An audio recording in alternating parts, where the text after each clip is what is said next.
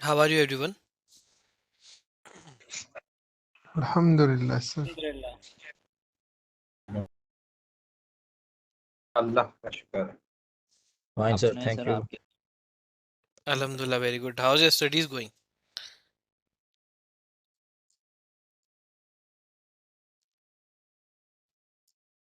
Sir अच्छी जा रही अल्हम्दुलिल्लाह है सर। फिलहाल तो अच्छी जा रही है। Okay, that's good.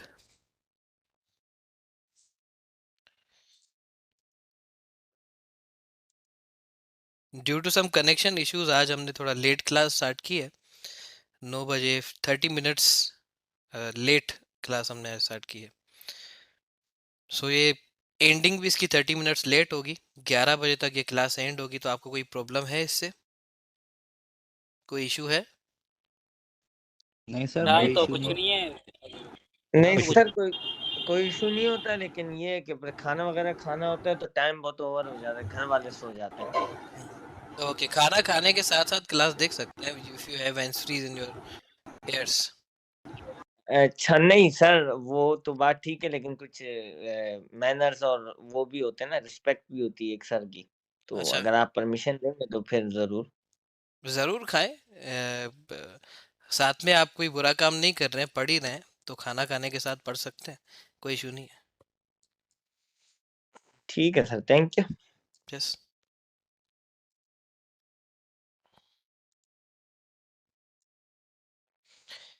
Okay, so element 2 chapter 2 will start it today.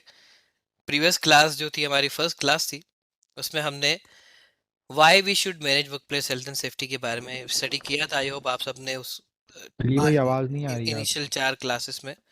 आवाज़ आ रही है मेरी बाकी सबको? जी सर आ रही है आपकी। ओके ओके, आप अपना माइक म्यूट रखें। ये आवाज आ रही है। इनिशियल क्लास में फर्स्ट क्लास जो हमारी इनिशियल 4 क्लासेस हुई हैं, उसमें एलिमेंट फर्स्ट हमने कवर किया है। Basic introduction of health and safety हमने कवर किया है और उस पूरे चैप्टर के कॉन्सेप्ट्स हमने कवर किए हैं। उसका कंटेंट भी मैंने आपको ग्रुप में शेयर किया है। आसान होता है कंटेंट लिस्ट जब आपके सामने हो, और उसमें आप क्रॉस चेक करेंगे ये सब टॉपिक्स आपने पढ़े हैं। फिर जिस टॉपिक में आपका एरिया थोड़ा सा वीक है, उस टॉपिक को किताब से और वीडियो से स्टडी करें और अपनी वर्डिंग में अपने रजिस्टर या कोई इस तरह का कोई डॉक्यूमेंट बनाएं पर्सनली, जिसमें आप अपने राइटिंग में अपनी ओन वर्डिंग में टॉपिक के कॉन्सेप्ट्स जो हैं वो राइट करें। ये जो किताब में लिखा है वो कंप्लीट कॉन्सेप्ट नहीं है रिलेटेड टू एग्ज़ाम। किताब में एक जनरल कॉन्सेप्ट है, रिलेटेड टू एग्ज़ाम उसमें किस तरह सवाल आता है या किस तरह क्वेश्चन पूछे जाते हैं, उस कॉन्सेप्ट को भी वहाँ पर मेंशन करने तो आपको ज़्यादा आसानी होगी जब आप रिवाइज करेंगे अपने उस रजिस्टर को आए दिन। अच्छा, एलिमेंट 2 या चैप्टर 2 ये इस किताब का और हेल्थ एंड सेफ्टी प्रोफेशनल का और एक मैनेजर के लिए सबसे इम्पोर्टेंट चैप्टर है, सबसे इम्पोर्टेंट एलिमेंट है। If you want to be a manager, if you want to step up, तो इस कोर्स के इस चैप्टर के अंदर आपको पूरे प्योर मैनेजमेंट स्किल्स समझ में आएंगे और मैनेजमेंट स्किल्स आपके स्ट्रॉन्ग होंगे when you complete this chapter. और समझ जब आप इस पूरे चैप्टर को समझेंगे। अच्छा, element 2, how health and safety management systems work and what they look like. Chapter का नाम ये है कि health and safety management system काम कैसे करता है और दिखता कैसा है। तो ये दो सवाल जो हैं बड़े इंपॉर्टेंट हैं इस चैप्टर के नाम में। सबसे पहले तो ये समझना ज़रूरी है कि दिखता कैसा है मैनेजमेंट सिस्टम, जिसको हम health and safety management system को रन करते हैं एक बिजनेस के अंदर। हर बिजनेस के अंदर अलग अलग अरेंजमेंट्स होती हैं। जैसे कंस्ट्रक्शन इंडस्ट्री है तो वो हेल्थ एंड सेफ्टी की उनके पास अरेंजमेंट्स डिफरेंट होंगी क्योंकि उनके पास हैजर्ड्स डिफरेंट होंगे। इसी तरह केमिकल ऑर्गेनाइजेशन है तो उनके पास अरेंजमेंट सेफ्टी की डिफरेंट होंगी क्योंकि उनके पास हैजर्ड्स डिफरेंट हैं कंस्ट्रक्शन से। इसी तरह टेक्सटाइल के हैजर्ड्स डिफरेंट हैं, रिफाइनरी के हैजर्ड्स डिफरेंट हैं। तो डिफरेंट हैजर्ड्स के लिए डिफरेंट अरेंजमेंट्स आपकी हो सकती है। लेकिन किसी भी तरह की अरेंजमेंट हो, चाहे कोई भी वर्क स्कोप हो, एक जनरल मैनेजमेंट मैनेज करने का तरीका क्या है, एक जनरल मैनेजमेंट मेथड क्या है। चाहे कोई भी अरेंजमेंट हो, कोई भी हैजर्ड्स हो, कोई भी कंपनी हो, सेफ्टी कैसे मैनेज करें हर जगह पर, उसका एक आइडियल या एक सिंगल कॉन्सेप्ट है जिसे हम कहते हैं मैनेजमेंट सिस्टम। वो हर जगह पर आप इस्तेमाल कर सकते हैं, चाहे कोई भी वर्क स्कोप हो, किसी भी टाइप के हैजर्ड्स हो या किसी भी टाइप की कंपनी हो। हर जगह पर आप क्या करते हैं, हेल्थ एंड सेफ्टी को मैनेज करते हैं। तो वो किस सिस्टम के थ्रू करते हैं, क्या सिस्टम होता है जो हर जगह पर ही सेम है, उस सिस्टम को आज हम पढ़ेंगे, समझेंगे किस तरह वो काम करता है वो सिस्टम, उसके बारे में भी समझेंगे। और हेल्थ एंड सेफ्टी में उस सिस्टम को कैसे फॉलो करें उसको भी हम समझेंगे। और थ्रू आउट द कोर्स, इस कोर्स के आखिरी चैप्टर तक, आखिरी यूनिट तक और आखिरी टॉपिक तक हम इसी को समझते रहेंगे, मैनेजमेंट सिस्टम को। क्योंकि ये जो निबोश का कोर्स है, NEBOSH IGC, it is a management course, occupational health and safety management system course. क्योंकि ये मैनेजमेंट सिस्टम का कोर्स है और इसमें हम मैनेजमेंट सिस्टम ना पढ़ें तो we will not justify the contents of this course. Okay, so before starting this element 2, I would like to discuss about what is management system. Management system क्या है, उसकी कंपनी में क्या खासियत है, क्या मैनेजमेंट सिस्टम सिर्फ एक हो सकता है या कई हो सकते हैं, और what is actually the management system is, how it works, ये क्वेश्चन है। If anyone wants to answer this. Yes, sir. Yes. Management system works like first of all they've done a policy, and second thing is to implement, and this is the management system. First thing is Make policy or make a goal. make a goal. Okay. And the second thing is implement that goal. Implement. Okay. Implement. Okay. Anyone else? System में एक system होता है जिसके अंदर कुछ goal set किए जाते हैं, कुछ ऑब्जेक्टिव सेट किए जाते हैं मुख्तलिफ डिपार्टमेंट के हिसाब से, मुख्तलिफ जॉब्स के लिए। Setting objectives is a management system, you want to say? Yes. ये मैनेजमेंट सिस्टम में एक मॉडल के ज़रिए समझ सकते हैं हम इसको, जैसे कि की एलिमेंट था मैनेजमेंट सिस्टम। तो ये एक्चुअली एक क्वेश्चन भी आ रहा होता है, पोपिया, व्हाट इज़ पोपिया, समटाइम इंटरव्यू में पूछ लेते हैं। तो ये एक मॉडल की सूरत में है, जैसे पॉलिसी, मैनेजमेंट सिस्टम में फर्स्ट ऑफ ऑल पॉलिसी आ जाती है। जफर भाई करने रिपीट करना, ने क्या पूछा था? सॉरी, क्या? मैं बोलूं जरा रिपीट करना। पोपिया, उसको मैं आगे अभी डिस्क्राइब कर रहा हूँ, आप समझ जाएंगे। Yes, yes, let him decide. Yes, let him discuss. पोपिया मीन पॉलिसी, फर्स्ट पी, यानी उसमें कंपनी की ऑर्गेनाइजेशन की तरफ से जो पॉलिसी है, यानी इसको व्हाट आगे, ये अगर फिजिकल क्लास होती तो ज़्यादा बेहतर था। बहरहाल नेक्स्ट उसके आगे अपना वो जो है वो ऑर्गेनाइजेशन आ जाती है, जो प्लान होते हैं, यानी who will do this, and then again P जो है प्लानिंग एंड इम्प्लीमेंटेशन, हाउ, यानी वो कैसे, अब प्रोसेस और सारा जो एक प्रोसेस होता है उसमें कैसे आएगा, एंड आफ्टर दैट इवेलुएट, यानी action and active reactive monitoring वगैरह, ये सारा कुछ इसमें आ जाता है। एंड देन एक्शन होता है for improvement, and at last होता है ऑडिट। Okay. ये पोपिया जो है एक्चुअली ये सारा एक मैनेजमेंट सिस्टम पूरा इसी के अंदर आ जाता है। पूरा समझने के लिए जस्ट ये एक मॉडल की सूरत में आप इसको डिस्क्राइब कर सकते हैं, आगे इसकी पूरी डिटेल खुलती जाएगी। Okay. Sir last Who have developed this Popia management system?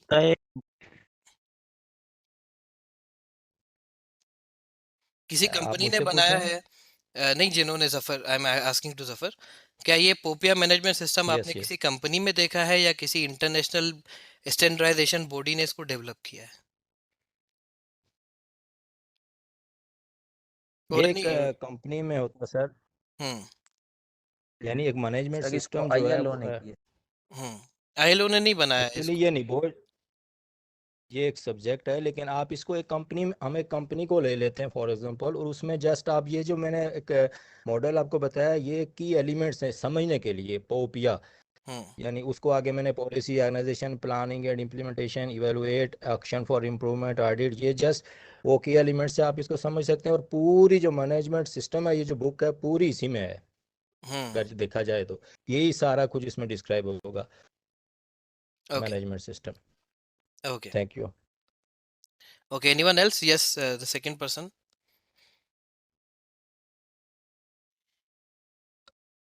Yes. What is management system?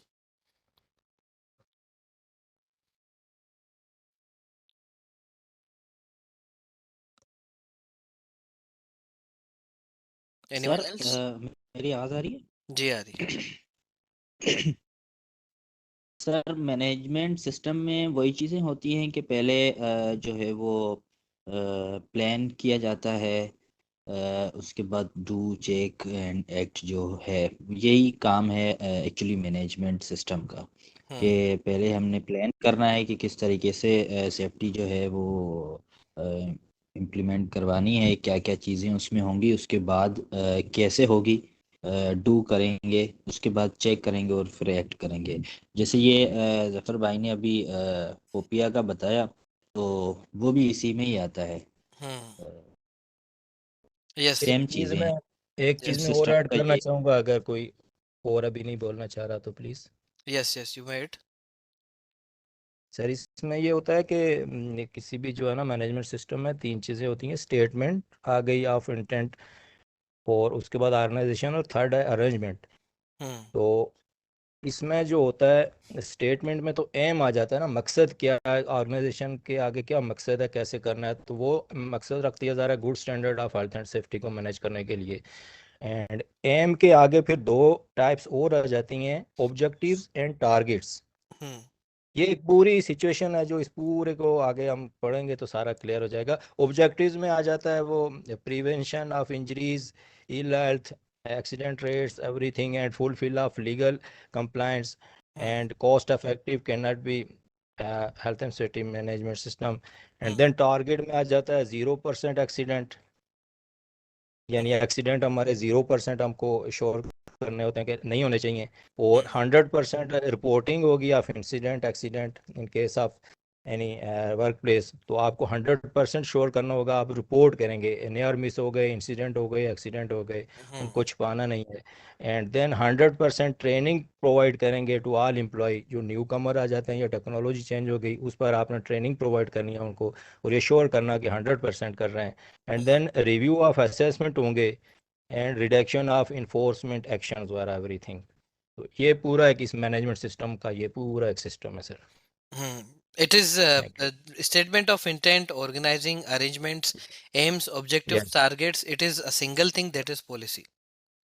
Yes It is only a policy, that is a plan of PDCA cycle. Only plan. PDCA, that is a plan. Okay. Yes. Anyone else? What is a management system? अब आप मुझे बताएं importance of management system क्या है in an organization. What if an organization has a health and safety management system in place?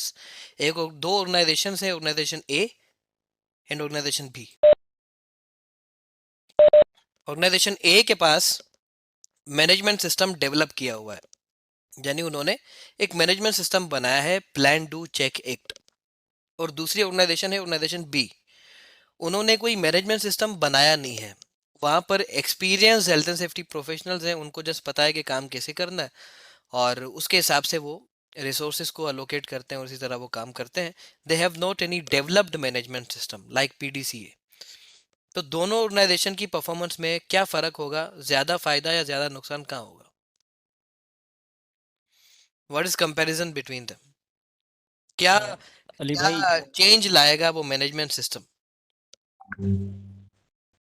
Ali भाई जो company जो इसमें मैनेजमेंट सिस्टम बना हुआ है जिसमें प्लान डू चेक एक्ट के तहत काम हो रहा है, वहाँ पर ये है कि अगर सिस्टम में कोई खराबी वगैरह होती है तो वो उस पर अमल दोबारा कर सकते हैं, यानी कि अब क्या उसको दोबारा रिवाइज कर सकते हैं प्लान डू चेक एक्ट के तहत।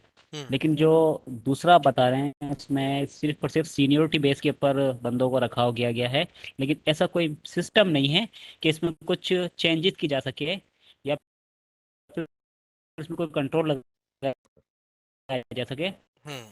तो उसमें फिर ये होगा कि इमरजेंसी तौर पे जो कंट्रोल करना बहुत मुश्किल हो जाएगा, जिससे उनके नुकसान हो सकता है। मतलब कि एक मैकेनिज्म रोटी नहीं चलती, कुछ जगह मैनेजमेंट सिस्टम भी चलाए जाते हैं, तो वो उसमें मुश्किल हो जाएगी बहुत। कंट्रोल ओके, करना मतलब ये है कि कंट्रोल में नहीं होगा वो। कंट्रोल में नहीं होगा वो हैजर्ड। जी ओके, ओके। Anyone else? क्या फर्क सर लाएगा रिस्क मैनेजमेंट सिस्टम, बढ़ डेवलप्ड जाएगा। मैनेजमेंट सिस्टम उस कंपनी में? मैं बोर्ड ऑफ डायरेक्टर्स हूँ, रिसोर्सेज देना मेरे हाथ में है, लोगों को हायर करना मेरे हाथ में है, सेफ्टी कराना, उसके लिए रिसोर्सेज देना, आपकी नीड्स पूरी करना मेरे हाथ में। मुझे आपने हमारी मेरी कंपनी में मैनेजमेंट सिस्टम डेवलप नहीं है, मुझे कन्विंस करें मैनेजमेंट सिस्टम डेवलप करने से मेरी कंपनी को, मेरे बिजनेस को क्या फ़ायदा होगा। मुझे कन्विंस आपने कर लिया तो that that that you will win.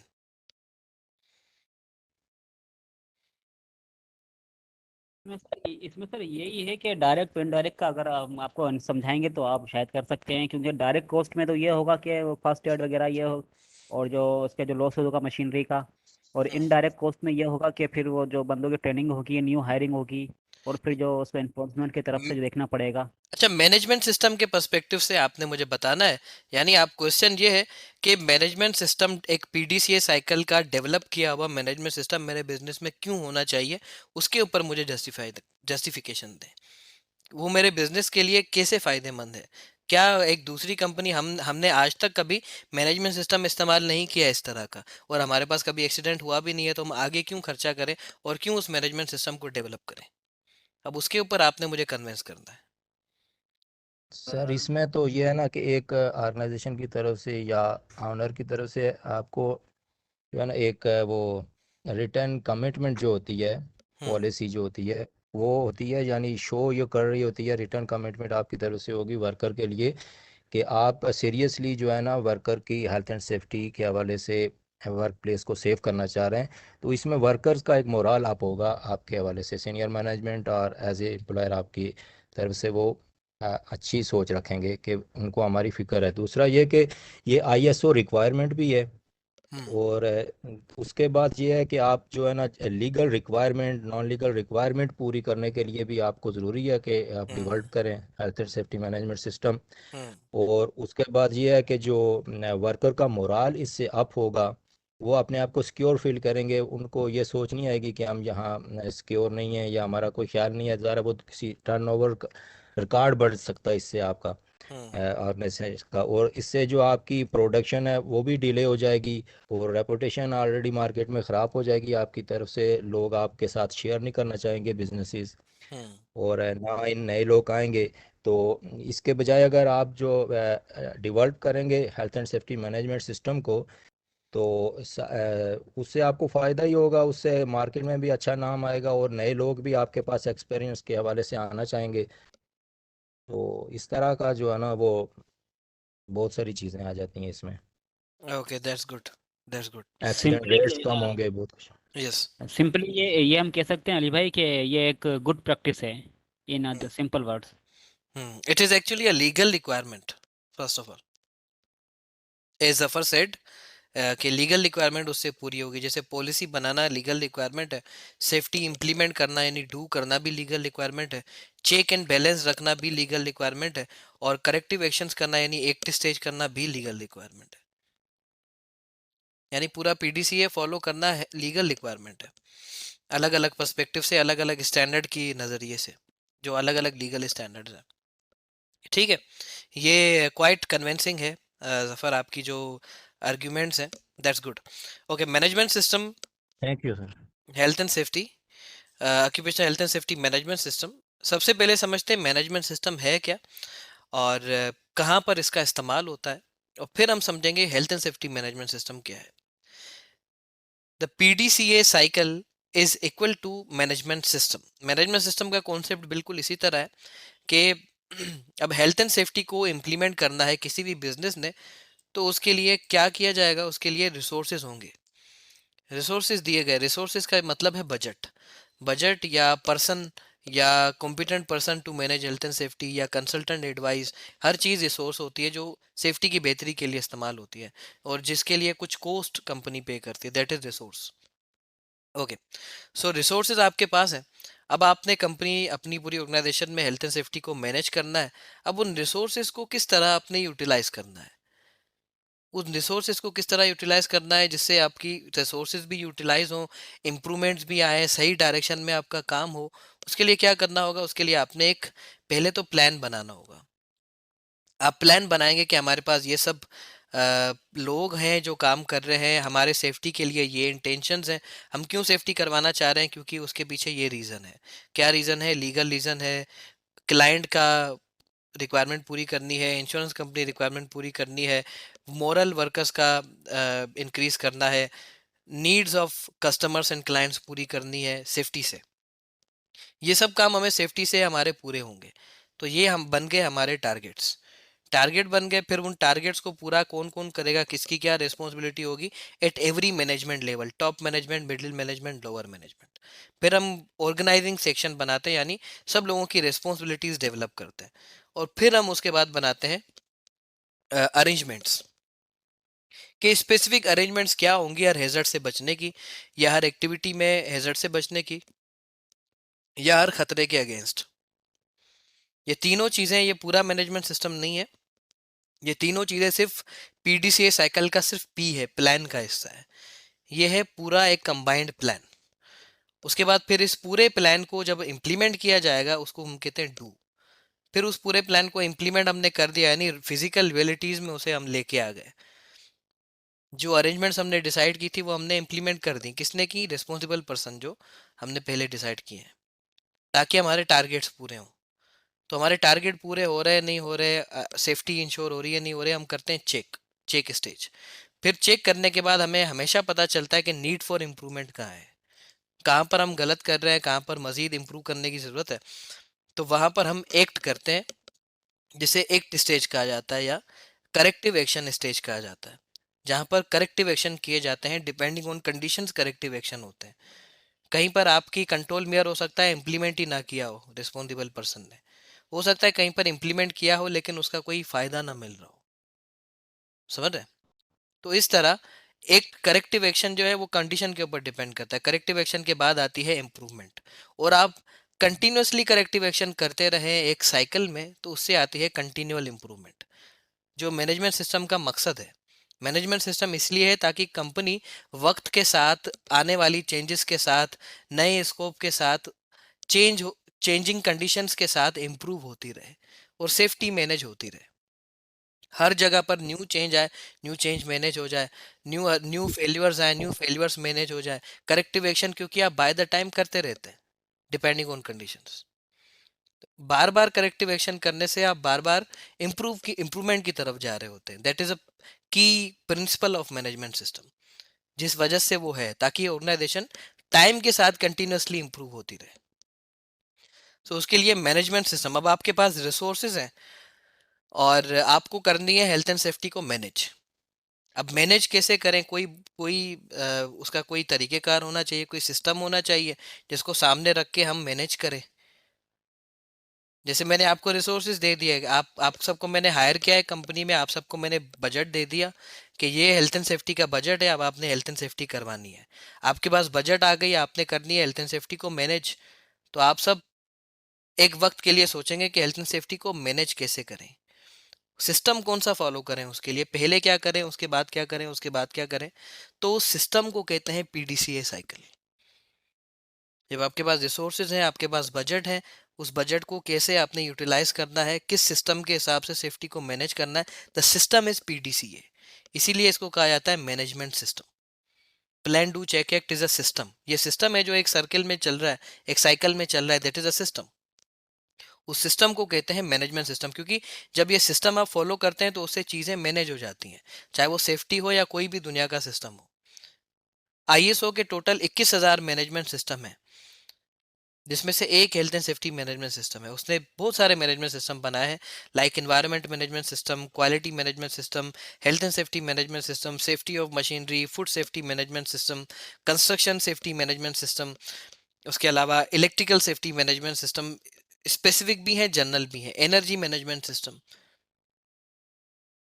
सो उन सारे सिस्टम्स को मैनेज करने का प्रिंसिपल एक है, पीडीसीए साइकिल।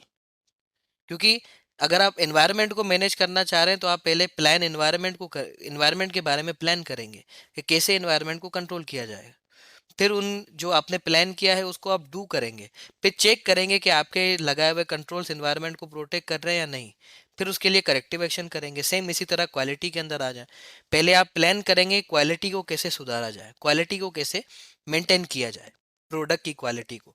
फिर प्लान करने के बाद आप डू करेंगे, वो सब अरेंजमेंट्स आप इंप्लीमेंट करेंगे, फिर चेक करेंगे, जहाँ पर गलती होगी वहाँ पर करेक्टिव एक्शन करेंगे। तो प्रिंसिपल या जो तरीका है प्लान डू चेक एक्ट, वो हर सिस्टम के लिए सेम है। जो भी चीज़ आपको मैनेज करनी है, सही डायरेक्शन में मैनेज करनी है, इस्तेमाल उसके लिए प्लान डू चेक इट ही होगा, चाहे वो सेफ्टी हो या कोई और फील्ड हो। हम यहाँ पर समझेंगे कि हेल्थ एंड सेफ्टी को किस तरह मैनेज किया जाए, क्योंकि ये स्पेसिफिकली हेल्थ एंड सेफ्टी का कोर्स है। तो इसमें हम समझेंगे कैसे हेल्थ एंड सेफ्टी के मैनेजमेंट सिस्टम को रन किया जाए। Okay, plan do check act is equal to management system. अब ये है एक साइकिल, यानी आपने पहले प्लान किया। फॉर एग्जाम्पल के साथ समझते हैं, आपके पास आपने क्या किया, प्लान से पहले भी एक और चीज आती है, उसे हम कहते हैं ऑब्जर्व। ओ ऑब्जर्व, OPDCA, ठीक है जी।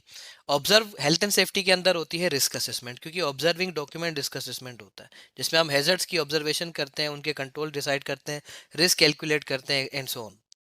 तो जब आपने तमाम हैजर्ड्स आइडेंटिफाई कर लिया, फॉर सपोज एक बेसिक कंस्ट्रक्शन साइट, एक बिल्डिंग इमारत कंस्ट्रक्ट हो रही है, और आपने ऑब्जर्व किया तो आपको डिफरेंट हैजर्ड्स वहाँ पर नजर आए, इलेक्ट्रिकल हैजर्ड नजर आया, हाइट हैजर्ड नजर आई, ट्रिप हैजर्ड्स नजर आए, व्हीकल हैजर्ड्स नजर आई। तो आपने डिसाइड किया कि अब आप इन हैजर्ड से बचने के लिए करेंगे plan. For suppose height hazard है, उसके लिए आपने प्लान किया, आपने उसके लिए पूरा प्लान बनाया, हाइट से बचने के लिए क्या किया जाएगा, डिपेंडिंग ऑन कंडीशन प्लान बनता है। लाजमी नहीं है कि एक ही प्लान अलग अलग कंडीशन में इस्तेमाल हो, उसका कोई फ़ायदा नहीं होगा, क्योंकि हर कंडीशन में रिस्क डिफरेंट होता है।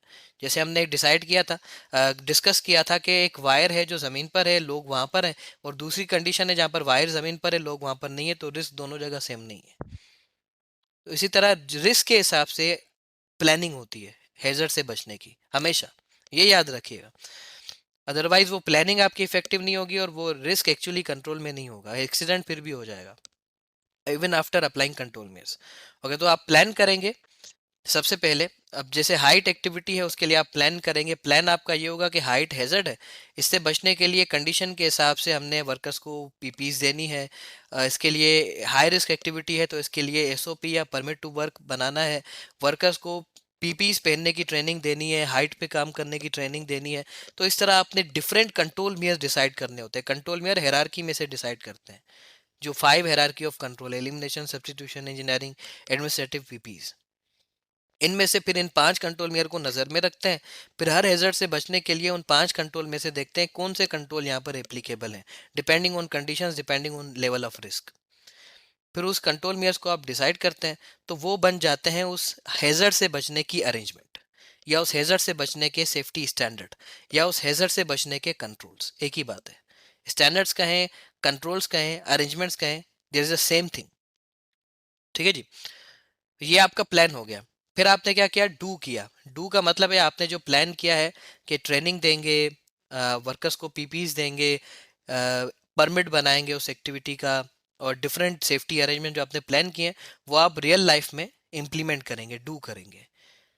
यानी जो एक्टिविटी स्टार्ट हो जाएगी तो वो इन अरेंजमेंट के साथ स्टार्ट होगी, तो डू हो जाएगा आपका। फिर आप चेक करेंगे एक सर्टेन टाइम के बाद, सर एक क्वेश्चन।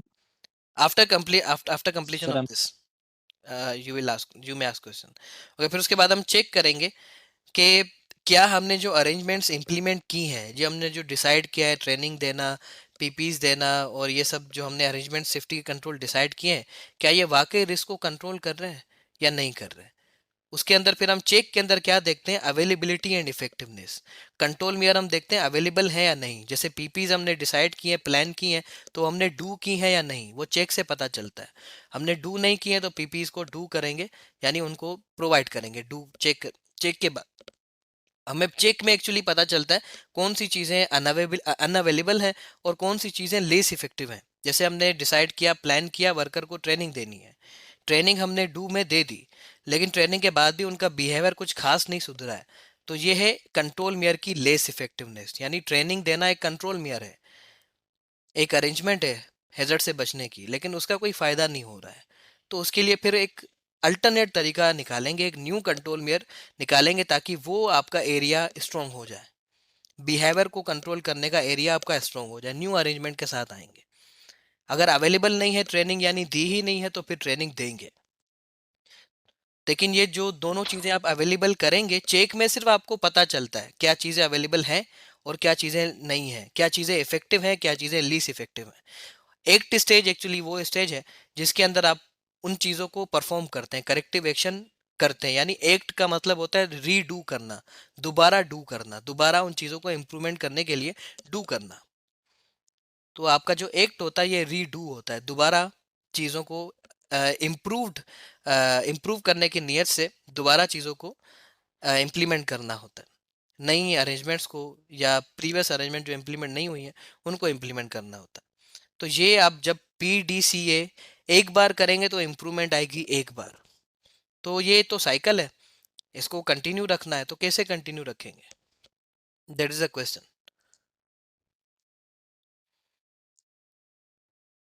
इस साइकिल को कंटिन्यू कैसे रखेंगे? सर इस इसको सर रिवाइज इसमें ये करेंगे। होगा कि जो है ना रिन्यूअल जो है यानी कि जो भी जिसे कहते हैं बार बार रिव्यू जो किया जाएगा और उसको प्लानिंग के अंदर ऐड करते जाएंगे। यानी प्लानिंग को अपडेट करते जाएंगे आप? जी सर, बिल्कुल प्लानिंग को प्लानिंग जो को है वो उसको अपडेट करेंगे। करेंगे, फिर इम्प्रूवमेंट के साथ फिर सर जो बार चीज़ें बार हमें नज़र जो है आए ना ये साइकिल प्लान में फिर ऐड करेंगे, उसके बाद फिर डू करेंगे, ऐसे ही जो है PDCA साइकिल जो है वो काम करेगा। इम्प्रूवमेंट के बाद सर प्लान करेंगे, फिर डू करेंगे, फिर चेक करेंगे, फिर एक्ट करेंगे, फिर इम्प्रूवमेंट करेंगे, फिर इस तरह सर। ओके सर इसको रूटीन वाइज चेक करते जाएंगे तो ये चलता रहेगा cycle. Okay, routine wise check करते रहेंगे। सिर्फ चेक करने से ये साइकिल इम्प्रूवमेंट नहीं आती है, एक्ट करने से इम्प्रूवमेंट आती है। चेक करने से सिर्फ हमें गलतियां पता चलती हैं और उन गलतियों को सुधारने के लिए हमने एक्ट करना होता है। तो इम्प्रूवमेंट फाइनल स्टेज के बाद आती है, एक्ट स्टेज के बाद आती है हमेशा। अच्छा सर, सॉरी, एक मेरे दो क्वेश्चन है। जी। सबसे पहला क्वेश्चन ये है कि जब हम प्लान करते हैं तो क्या वो सिर्फ पेपर वर्क ही होता है? सब हर हर जगह पे हर कंपनी में प्लान का मतलब है कि बस आप एक चीज़ें नोट डाउन कर लें कि मतलब पेपर वर्क होता है, ठीक है। फिजिकली जो होता है वो भी कोई प्लान में कुछ होता है, ऐसा कुछ? हम प्लान इसलिए करते हैं ताकि हम फिजिकली उन चीज़ों को फिजिकली लेके आ सकें, यानी डू कर सकें। और प्लान जब जो हमारा बनता है वो कोऑर्डिनेशन और रिसर्च वर्क से बनता है, यानी everyone will be included in that activity.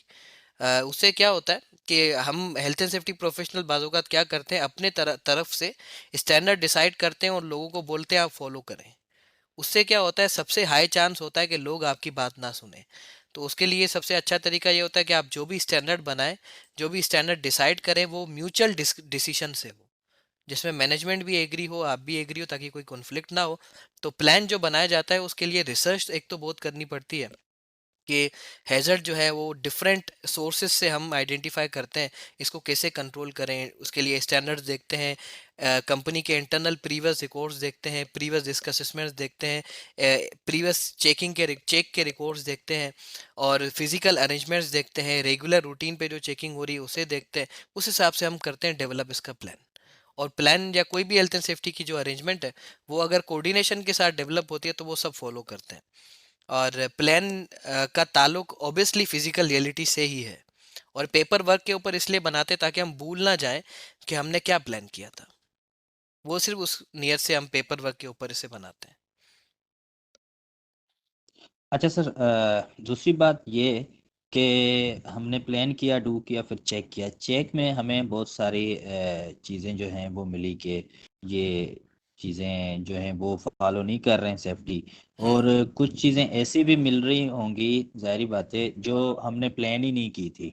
हम्म कुछ चीज़ें ऐसी भी मिल जाएंगी, तो हम्म वो डायरेक्ट चेक के बाद वो जो पिछली वाली चीज़ है जो हम भूल गए थे प्लान में, तो वो उसी वक्त एक्ट करवाएंगे, तो लोग करेंगे, वर्कर्स वो बात मानेंगे, या फिर हम पहले प्लान की तरफ जाएंगे उसके बाद फिर दोबारा आएंगे?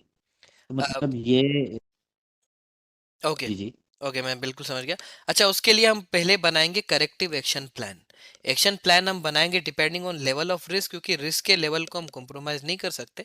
तो हम करेक्टिव एक्शन बनाएंगे, जो चीज़ हमसे मिस हो गई है, प्लान में हमने ऐड नहीं की है, उसे हम पहले इम्प्लीमेंट करेंगे ताकि रिस्क का लेवल रिड्यूस हो जाए।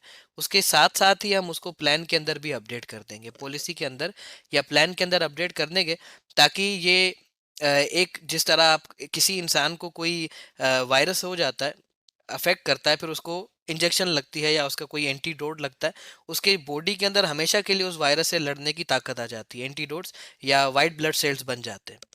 सेम पर्पस यहाँ पर है। जब आपने एक्ट किया और उस एक्ट को प्लान के अंदर ऐड कर दिया, अब आपकी जो पॉलिसी है वो उस गलती को कभी भी नहीं दोहराएगी। आपकी जब भी पॉलिसी वो इम्प्लीमेंट होगी, तो उस गलती को नज़र में रख के उस चीज़ से बचने की अरेंजमेंट आपके पास हमेशा मौजूद रहेगी। It will be a long lasting, we could say immune in your management system. अच्छा सर, मेरा कहने का मतलब ये था कि हमने चेक की, चेक में हमें एक चीज़ मिली है हम्म जो हमने प्लान में ऐड नहीं की थी, तो हम्म हम उस चेक के वो एक्ट करवाएंगे पहले, पहले एक्ट या करवाएंगे, फिर पहले एक्ट अच्छा, एक्ट करवाएंगे, कर। ताकि हमें पता चले कि जो हमारी न्यू अरेंजमेंट है वो वाकई इफेक्टिव है। अपना हमारी अरेंजमेंट को इम्प्लीमेंट करने के बाद टेस्ट भी करना होता है। अगर वो इफेक्टिव नहीं है तो फिर पॉलिसी में अपडेट नहीं करनी है। उसके उसके अलावा कोई और कंट्रोल मेयर आप लेके आ गए, उससे आपने इम्प्लीमेंट किया, उसके आपको रिजल्ट्स अच्छे मिले, तो ही उसको पॉलिसी में अपडेट करेंगे। ठीक है सर, डन, वो thank you different so much. Conditions में, क्योंकि हर किसी की कॉम्पिटेंसी लेवल डिफरेंट है। कोई पहला ही कंट्रोल मेयर बिल्कुल कंडीशन के हिसाब से सही बता देता है, तो उसे पॉलिसी में अपडेट कर देता है। कोई थोड़ा सा लेस कॉन्फिडेंट होता है अपने डिसाइडेड कंट्रोल के ऊपर, तो उसे टेस्ट करना चाहता है। टेस्ट करने के बाद अगर वो सही नहीं है, सूटेबल नहीं है, तो कोई नया कंट्रोल मेयर इंप्लीमेंट करता है, फिर वो इफेक्टिव होता है तो फिर प्लान के अंदर अपडेट करता है। अलग अलग कंडीशन में अलग अलग कॉम्पिटेंसी, अलग अलग माइंडसेट और अलग अलग तरीके से काम। ठीक है सर, ठीक है जी। डन हो गया, thank you sir, thank you. Okay जी। Okay, that is management system. अब एक बार हम पीडीसीए करेंगे तो एक बार इम्प्रूवमेंट आएगी, लेकिन अगर जब भी आप एक्ट करें, करेक्टिव एक्शन करें, आपने उसे पॉलिसी या प्लान के अंदर अपडेट कर देना है। प्लान के अंदर अपडेट करने से आपके पास हमेशा का इम्यून आ जाएगा उस चीज़ से बचने का, वो गलती ना दोहराने का आपके पास हमेशा हमेशा के लिए एक अरेंजमेंट डेवलप हो जाएगी। ये फ़र्क है एक ऑर्गेनाइजेशन बी में और ऑर्गेनाइजेशन ए में। ऑर्गेनाइजेशन बी के अंदर experience health and safety professional होंगे, काम वो इसी तरह करेंगे, प्लान करेंगे, डू करेंगे, चेक करेंगे, एक्ट करेंगे, लेकिन गलती वो कहाँ करेंगे? गलती ये करेंगे, वो अपने प्लान को टाइमली अपडेट नहीं करेंगे। तो जो गलती उनके पास एक बार हो रही है, प्रोजेक्ट खत्म होने तक हर रोज होगी, क्योंकि उनके पास कोई इम्यून नहीं है उस चीज़ से बचने का। उन्होंने कोई करेक्टिव एक्शन अपडेट नहीं किया और हमेशा से उसी तरह से वो एक न्यू एक्टिविटीज स्टार्ट नहीं करते। सेम जो ऑर्गेनाइजेशन ए है, उसके पास ये अपडेटेशन सिस्टम बहुत हाई होगा, रेगुलर बेसिस पे अपने सिस्टम्स को अपडेट करते रहेंगे। मैंने ऐसा भी देखा है कि एक ही रिस्क असेसमेंट पूरा छः छः महीने या पूरे 12 महीने के प्रोजेक्ट में एक ही रिस्क असेसमेंट चल रही होती है, इवन अपडेट भी नहीं होती है, जबकि रेगुलर बेसिस पे प्रोजेक्ट्स में चेंजेस आते हैं। तो डॉक्यूमेंटेशन को अपडेट ना करना हमारे लिए, हमारे बिजनेस के लिए सबसे बड़ा खतरा है। जब भी डॉक्यूमेंटेशन आपके अपडेट होंगे कंडीशन के हिसाब से, अरेंजमेंट्स के हिसाब से, न्यू कंडीशन के हिसाब से, बदलते हुए रिस्क के हिसाब से, तो आपके डॉक्यूमेंटेशन वैलिड होंगे और वो एक्चुअली में रिस्क को कंट्रोल कर रहे होंगे, उनका वाकई में कोई इफेक्टिवनेस होगी इन योर वर्क प्लेस। उसका एग्जाम्पल बिल्कुल यही है कि what is your question? Kindly question answers भी शेयर करें रिलेवेंट टू द टॉपिक। अच्छा, टॉपिक से रिलेटेड क्वेश्चन आंसर ही हम कर रहे हैं, we are understanding the concepts. Okay, so एक ऑर्गेनाइजेशन है, for suppose they are updating themselves on a regular basis. उससे क्या होगा, जैसे एग्जाम्पल उसका बिल्कुल यही है, आपने 10 वर्कर जो है वो एक एक्टिविटी कर रहे हैं, 10 वर्कर्स, उन वर्कर्स को आपने ट्रेनिंग दी है, उनके बिहेवियर को सुधारा है। अब वो 10 वर्कर में से एक वर्कर किसी वजह से नहीं आया, तो उसने कंपनी छोड़ दी, कंपनी ने एक नया वर्कर उसकी जगह पे हायर किया। अब वो नया वर्कर जो है वो सबसे ज़्यादा कैपेबल है क्या चीज़ करने का, गलती करने का, क्योंकि नो वर्कर को तो आपने ट्रेनिंग दी है, उनको पूरा अपने सेफ्टी अरेंजमेंट्स सब समझा दी हैं और वो बिल्कुल इफेक्टिवली काम कर रहे हैं, सेफ काम कर रहे हैं। नया वर्कर आएगा तो क्या आ गई वर्क प्लेस में चेंज को मैनेज नहीं करेंगे, डॉक्यूमेंटेशन को अपडेट नहीं करेंगे, या इस तरह का कोई management of change system develop नहीं करेंगे वर्क प्लेस में, तो फिर भी एक्सीडेंट हो सकते हैं। लाजमी नहीं है कि आपके पास जो करंट सिस्टम है इसी को आपने अच्छा बनाना है, जो चेंजेस आ रही हैं उनको भी साथ में ऐड करते रहना है अपने सिस्टम्स में। उसके लिए एक मैनेजमेंट ऑफ सिस्टम, एक पूरा एक डॉक्यूमेंटेड सिस्टम होता है, फ्रेमवर्क होता है, वो आपने डेवलप करना होता है।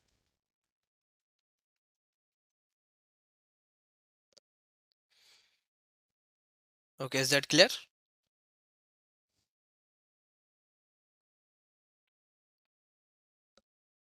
मेरी आवाज आ रही है? सेशन म्यूट हो गया है क्या? नहीं, अब आ रही है। यस सर, क्लियर है। ओके, सो वो न्यू चेंज को आपने क्या करना है, हमेशा मैनेज करना है, न्यू चेंज को हमेशा कंसीडर करना है। चेंज आपसे मिस हो गई तो उस चेंज की वजह से एक्सीडेंट हो सकता है, चाहे आपने उस चेंज से पहले कितना भी अच्छा मैनेजमेंट सिस्टम डेवलप किया हुआ हो। वो new change can bring new hazards और can increase the overall risk जो आपने ऑलरेडी रिड्यूस किया हुआ है।